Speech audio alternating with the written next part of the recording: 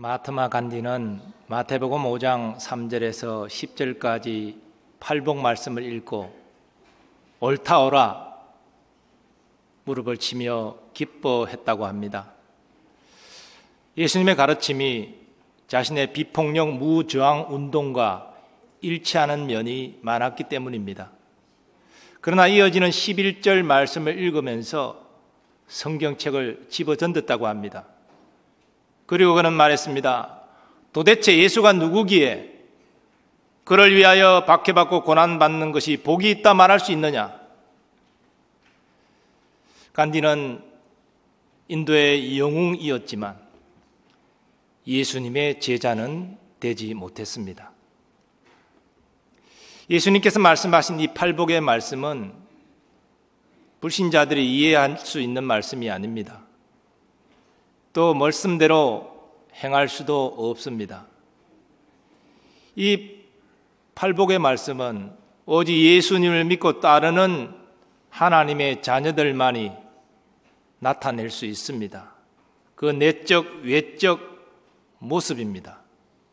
그렇기 때문에 그러한 모습을 나타내는 자는 복이 있고 천국에 들어가며 하나님의 자녀의 특권을 누릴 수 있는 것입니다. 우리가 그 구체적인 자녀됨의 모습을 다시 한번 살펴보면 하나님의 자녀는 먼저 심령이 가난합니다. 그는 늘 하나님 앞에 자신의 연약함과 부족함을 알기 때문에 겸손히 하나님을 의지합니다. 또한 하나님의 자녀는 애통합니다. 자신의 불의함을 알기 때문에 애통하며 회개하는 것입니다. 또한 하나님의 자녀는 온유한 마음을 갖습니다. 그도 세상 살아가다 보면 여러 가지 억울한 일도 당하고 모욕도 당하고 손해도 보지만 세상 방식대로 보복하거나 맞대응하지 않고 하나님께 다 맡기면서 마음의 평안을 누리게 되는 것입니다. 또 하나님의 자녀는 의에 줄이고 목마릅니다. 이것은 하나님의 뜻대로 살려고 몸부림친다는 그러한 말씀입니다. 또한 하나님의 자녀는 어려운 처지에 있는 이를 긍휼히 여깁니다. 그를 불쌍히 여길 뿐 아니라 그를 돕기 위하여 적극적으로 행동합니다. 왜냐하면 그 자신이 주님의 긍휼을 입었음을 알기 때문입니다. 또한 하나님의 자녀는 마음을 청결케 하는 사람입니다. 이것은 주님만을 사랑하고 주님만을 따르려는 일편단심의 열심을 의미합니다. 또한 하나님의 자녀는 화평하게 하는 자로 살아갑니다. 사람들 사이에서 화목을 이루는 일로 쓰임을 받습니다. 또 화목의 복음을 증거해서 사람들을 하나님과 화해시키는 일에 쓰임을 받습니다. 우리 예수님은 이러한 모습이 나타내는 자가 하나님의 구원받은 자녀이기 때문에 복이 있다 지금 말씀하고 계신 것입니다. 그런데 본문 10절에 읽게 되면 예수님을 믿고 따르는 자에게 나타나는 내적 외적 모습이 아니라 예수님을 믿고 따르기 때문에 세상으로부터 고난을 당한다는 말씀이 나옵니다. 의를 위하여 박해를 받은 자는 복이 있나니 천국이 그들의 것임이라. 쉽게 말하면 믿는 사람들은 세상의 박해를 피할 수 없다라는 것입니다. 그리고 세상의 박해를 받을 때 그것은 하나님의 자녀된 증거이기 때문에 복이 있다라고 우리 주님 말씀하신 것입니다. 이 대목에서 지금 갓 신앙생활 시작하시는 분은 참으로 당황할 수 있습니다. 내가 예수 믿고 신앙생활 하기 시작한 것은 마음의 평안을 누리고 좀 잘 살고 행복하기 위함인데, 아니 예수 믿으면 고난받고 박해를 받는다? 이것은 참으로 받아들이기 어려운 말씀입니다. 그런데 역으로 보면 그렇기 때문에 예수님이 이 팔복의 마지막 번째 이 말씀을 주신 것입니다. 예수님이 이 말씀을 왜 하셨는지 바르게 이해하고 이 말씀을 소화시켜야 참 신자, 더 나아가 성숙한 신자로 나아갈 수 있다는 것입니다. 자, 그렇다면 예수님께서 의를 위하여 박해를 받은 자는 복이 있다 말씀하신 그 뜻은 무엇일까요? 의를 위하여 박해를 받는 문제는 6절에 있는 의에 줄이고 목마른 사람 삶과 연결되어 있습니다.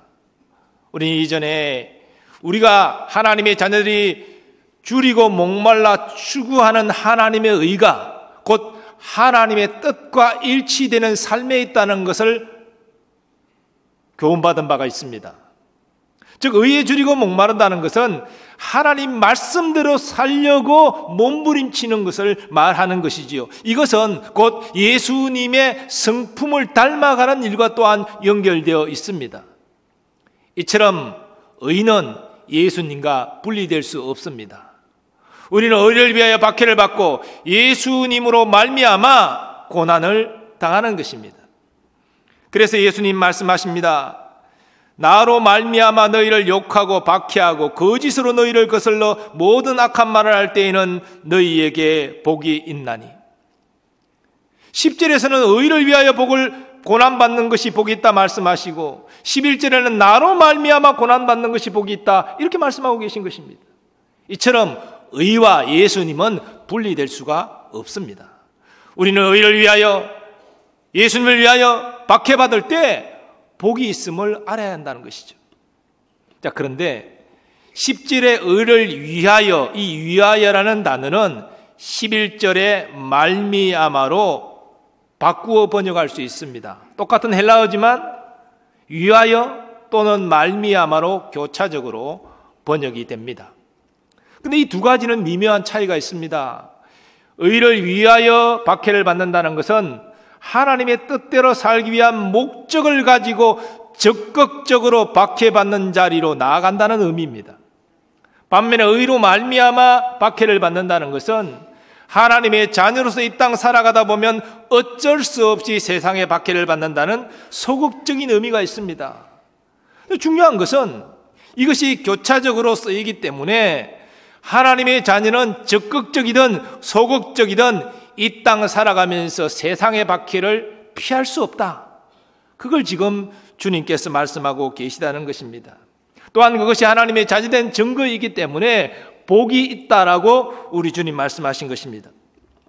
이와 관련하여 요한복음에는 예수님이 하신 다음의 말씀이 소개됩니다. 세상이 너희를 미워하면 너희보다 먼저 나를 미워한 줄을 알라. 너희가 세상에 속하였으면 세상이 자기의 것을 사랑할 것이나 너희는 세상에 속한 자가 아니요 도리어 내가 너희를 세상에서 택하였기 때문에 세상이 너희를 미워하느니라. 내가 너희에게 종이 주인보다 더 크지 못하다 한 말을 기억하라. 사람들이 나를 박해하였은즉 너희도 박해할 것이요 내 말을 지켰은즉 너희 말도 지킬 것이라.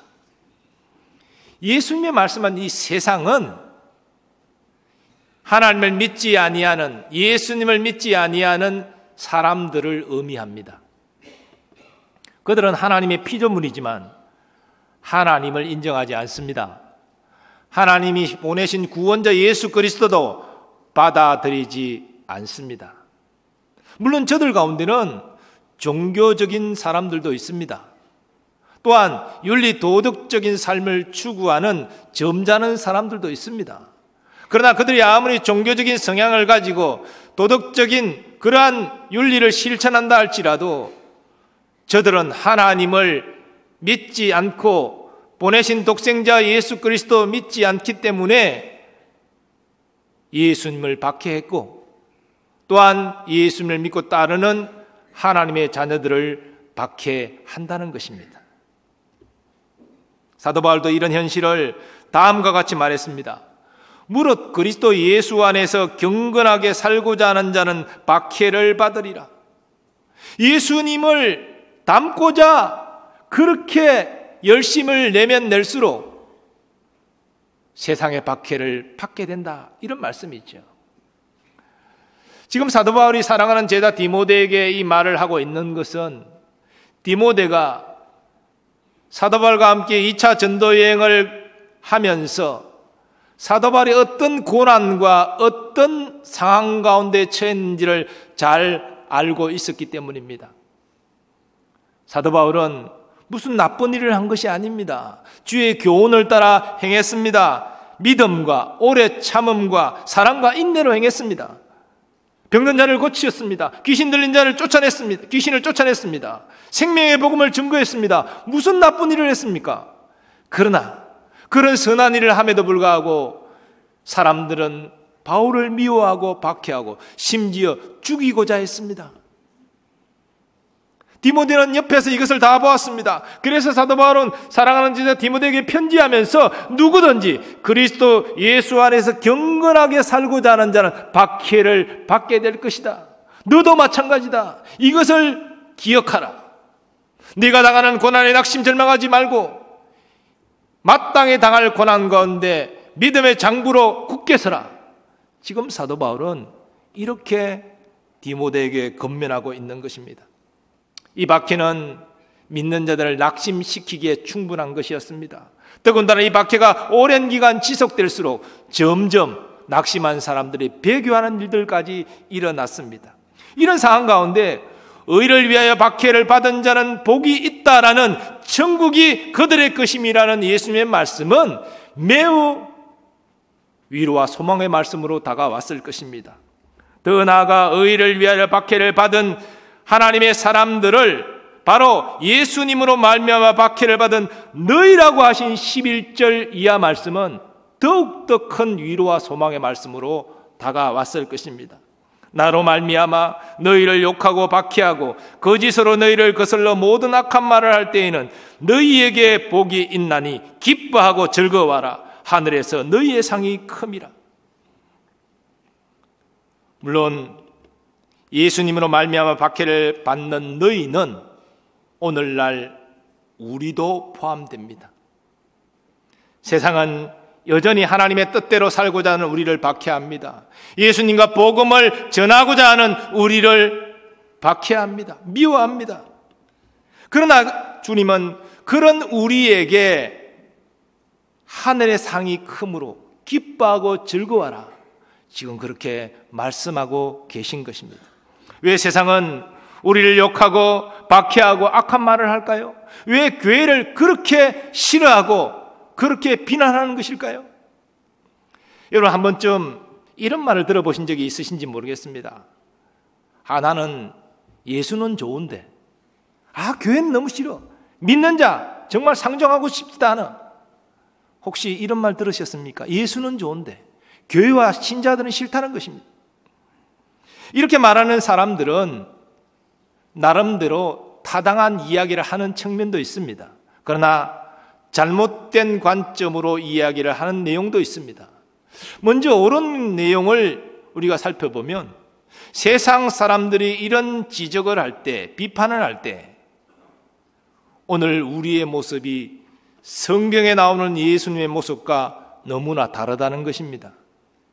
우리는 예수님께 속한 자로서 예수님을 닮아가야 되는데 우리의 모습은 성경에 나타나는 예수님 모습과 너무나 달라요. 세상 사람들은 그것을 본다는 것입니다. 예수님이 이 땅에 섬김을 받으려 함이 아니라 섬기기 위하여 오셨다 그랬고 십자가에서 자기 목숨까지 내어주시는 섬김을 베풀어 주셨습니다. 그리고 나를 따르라고 주님은 말씀하셨는데 오늘날 우리가 얼마나 이웃을 섬기며 살아갑니까? 많은 사람들이 그저 자기 유익과 만족을 위해서 신앙생활합니다. 자기가 행복하고 자기 가정이 행복하고 하는 일이 잘 되기를 다 원하고 그러면서 교회 안에서조차 옆에 지체가 왜 고통스러워하는지, 왜 힘들어하는지, 왜 괴로워하는지 관심이 없습니다. 더 나아가 상대방을 모욕 주고 상대방을 괴롭히는 것으로 오히려 즐거워하는 이들도 많지는 않지만 그런 사람들도 교회 안에 있습니다. 그러면 세상으로 나가면 좀 나아질까요? 세상으로 나가면 자기가 예수 믿는 사람이라는 티도 안 내고 살아가려는 사람들도 역시 많이 있습니다. 세상 사람들은 예수는 참 좋은데 예수를 믿고 따른다는 너희는 예수님의 모습이 전혀 나타나지 않는다. 그러므로 나는 믿는 자들이 싫다. 더 이기적이고 더 세속적이고 더 자기중심적이다. 이런 비난을 하는 것입니다. 이런 비난은 옳은 측면이 분명히 있습니다. 그래서 우리는 이런 세상의 비난에 우리 자신을 돌아볼 필요가 있습니다. 그러나 세상이 잘못 생각하는 것이 있습니다. 그들이 예수님을 좋다고 말할 때 어떤 예수를 그들은 좋다고 존경한다고 말할까요? 그들이 말하는 예수는 도덕적이고 윤리적인 예수에 불과합니다. 성경이 말하는 예수가 아닌 것이지요. 마하트마 간디가 그랬던 것처럼 사람들은 예수님의 훌륭한 가르침을 환영합니다. 그렇게 살아간 삶의 모습을 아주 칭송합니다. 그러나 예수님이 정작 왜 이 세상에 오셨는지, 왜 십자가에서 죽으시고 부활하셨는지 그걸 모르는 거예요. 그렇기 때문에 회개하고 복음을 믿으라는 말씀을 들을 때에 분노하는 것입니다. 그렇게 전하는 사람을 미워하고 박해하는 것입니다. 이처럼 세상은 영적 무지와 완악함 가운데 있습니다. 예수님 당시도 그랬죠. 예수님 복음 전할 때에 회개하고 복음을 믿으라 말할 때 대부분 사람들이 환영했습니까? 예수님 영접했습니까? 예수님을 믿고 따르는 사람은 많지 않았습니다. 그런 사람들은 다 세상에서 소외된 사람들이었습니다. 과부들, 세리들, 창기들, 인간 취급도 받지 못하고 가장 인생의 밑바닥에서 허우적거리는 그들, 아무도 돌봐주지 않는 그들에게 예수님 다가가시고 그들의 친구가 되어주셨기에 그들은 마음의 문을 열고 예수님을 영접한 것이지요. 그러나 누구보다도 하나님을 잘 믿는다던 대제사장, 장로, 서기관들 하나님 말씀을 줄줄 외고 가르쳤지만 그들은 예수님이 자기에게 회개하라는 말을 할 때 분노했습니다. 내가 의로운 자인데 회개할 것이 뭐가 있냐? 그리고 예수님이 하나님의 아들이라고 말씀하실 때 어찌 저자가 하나님의 아들일 수 있냐? 신성모독죄로 미워하고 결국은 빌라도의 손을 빌어서 십자가에 못 박아 죽였습니다. 그러한 일은 오늘날이라고 다르지 않습니다. 세상은 여전히 창조주여 통치자인 하나님을 인정하지 않습니다. 하나님이 보내신 독생자 인정하지 않습니다. 오히려 유일한 구원의 길이라고 하는 이 성경의 가르침, 기독교의 가르침을 편협한 것이다, 시대착오적인 것이다, 교만한 발상이다 이렇게 매도하고 비난합니다. 그리고 예수님 믿고 따르는 우리를 비웃고 조롱하고 복음 전하는 우리를 박해합니다. 이것은 변할 수 없습니다. 그렇다면 우리는 이런 세상 가운데 살아가면서 과연 의를 위하여 박해를 받고 있습니까? 예수님으로 말미암아 고난을 받고 있습니까? 세상이 변하지 않는다면 예수님 당시나 오늘이나 똑같이 믿는 자는 고난을 당해야 되는데 내가 고난 당하지 않고 손해보지 않고 억울한 일 당하지 않고 아무 문제 없이 살아가고 있다면 나는 말씀대로 살고 있지 않는 것입니다. 의를 위하여 박해를 받고 있지 않는 것이고 그 박해를 피해 다니고 있는 것입니다. 성도의 삶은 천성을 향해 나아가는 순례자의 삶이라 말할 수 있습니다. 존 버녀는 그의 철로 역정에서 이 순례자의 삶 가운데는 필연적으로 세상의 유혹과 박해를 통과해야 된다라고 말합니다. 그런데 우리 혼자의 힘으로 이 유혹과 박해를 통과하려면 너무너무나 괴롭고 힘든 일일 것입니다. 하지만 하나님께서 우리로 하여금 이 순례의 길을 끝까지 완주하도록 도우미를 허락하여 주셨습니다. 첫 번째 도우미는 하나님의 말씀 성경입니다. 우리는 성경을 통하여 구원의 길을 발견합니다. 하나님이 누구시고 예수님이 누구신지, 예수님을 믿어 제사함받고 구원받는 길을 성경을 통하여 우리는 깨닫게 됩니다. 그러나 성경은 또한 구원받은 자가 이 땅에서 어떻게 살아가야 될지를 또한 가르쳐 줍니다. 우리가 이 말씀대로 살아가면 우리는 세상의 유혹과 박해를 이기고 요단강을 건너 가나안 천성으로 넉넉히 들어가게 되는 것입니다. 또한 하나님께서는 우리에게 보혜사 성령님을 보내주셨습니다. 우리는 말씀을 통하여 인도하심을 받지만 또한 성령님을 통하여 인도하심을 받습니다.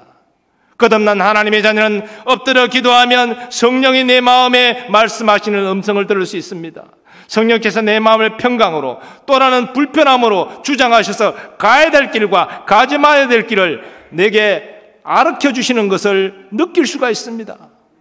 그뿐이 아니라 부활승천하신 예수님 다시 오시기 전까지 우리를 위하여 늘 중보기도하고 계십니다. 사람은 나를 위하여 기억하지 못하고 기도하지 못할지라도 우리 예수님 나를 위하여 변함없이 기도하신다는 사실을 기억하시기 바랍니다.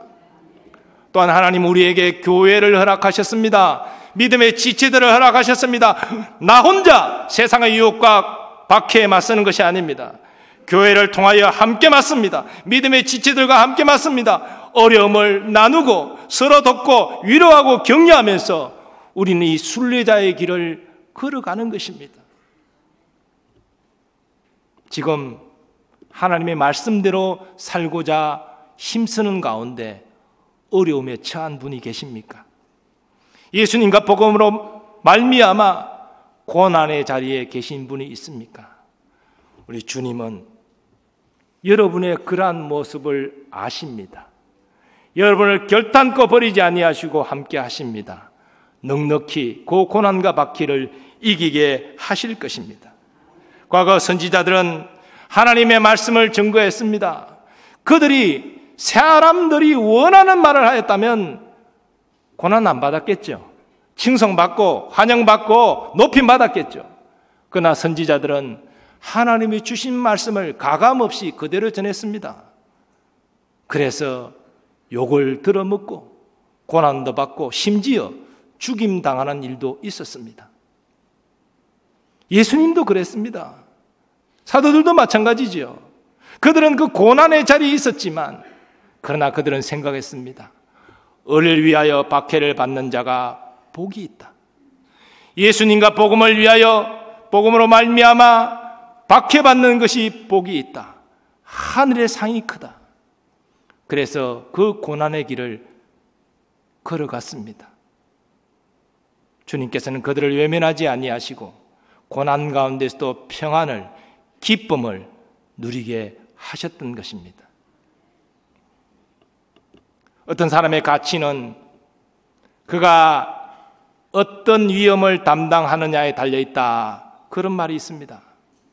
우리가 무엇에 가치를 두고 그 가치를 이루기 위하여 어떤 어려움과 고난을 기꺼이 감당하고자 할 때 우리는 어떤 종류의 고난과 어려움을 담당하고 있습니까? 이 땅의 모든 소망을 두고 살아가는 사람이 이 땅에서 잘 먹고 성공하기 위하여 어려운 일을 다 감당하고자 노력할 것입니다. 단순히 육신의 즐거움과 기쁨을 위하여 살아가는 인생은 육신의 순간적인 즐거움과 기쁨을 위하여 어려움을 감수하고자 할 것입니다. 그러나 하늘의 영원한 가치에 소망을 두고 살아가는 사람은 의를 위하여 고난받기를 기뻐할 것입니다. 예수님 때문에 고난받는 것을 기뻐할 것입니다. 이런 사람은 하늘의 사람입니다. 영원한 가치를 추구하는 비전의 사람입니다. 여러분은 어떤 위험을 이 땅에서 감수하고자 하십니까? 바라기는 이 땅의 차원에서, 육신의 차원에서 위험을 감수하는 자가 아니라 하나님 나라의 소망을 두는 자로 영원한 가치, 그것을 바라보고 고난과 어려움을 기꺼이 감수하고자 하는 하나님의 사람들 다 되시기를 예수님의 이름으로 축원합니다.